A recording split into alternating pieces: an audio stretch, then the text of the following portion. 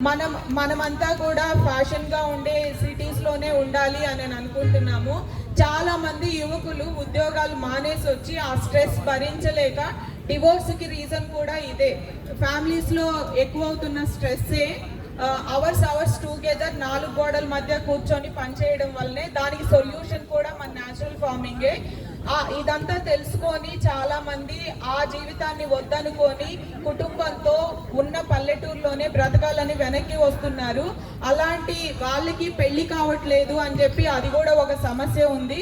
So ఇవన్నీ కూడా ఈ ప్రాబ్లమ్స్ అన్నింటికీ సొల్యూషన్ మనందరం వినియోగదారుల్లో చైతన్యం కలిగినప్పుడే, అవగాహన కలిగినప్పుడే ఇలాంటి మంచి మార్పులు సామాజికంగా వస్తాయి. ఇంకొకసారి మళ్ళీ చెప్తున్నాను, ఈ బాలికల ఆరోగ్యానికి మన దగ్గర చక్కని దివ్య ఔషధం లాంటి బియ్యం రకాలు చాలా ఉన్నాయి.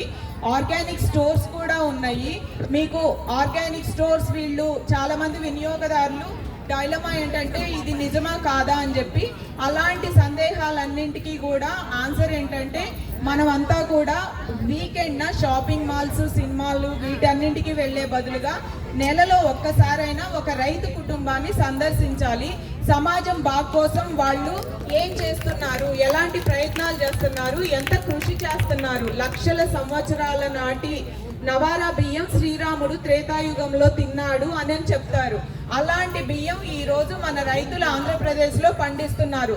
దీని వెనుక వారు చేస్తున్న కృషి ఏంటి అని మనందరం దానిని గుర్తించాలి, ప్రోత్సహించాలి. ఇదే ధనుర్మాసంలో మేము దసరా నవరాత్రులాగా గణపతి ఉత్సవాల్లాగా ఈ ధనుర్మాసంలో రైతుని సన్మానించే కార్యక్రమం, రైతు దేవుడిగా పూజించే కార్యక్రమం విష్ణుహారతి అని గత 4 సంవత్సరాలుగా చేస్తున్నాము.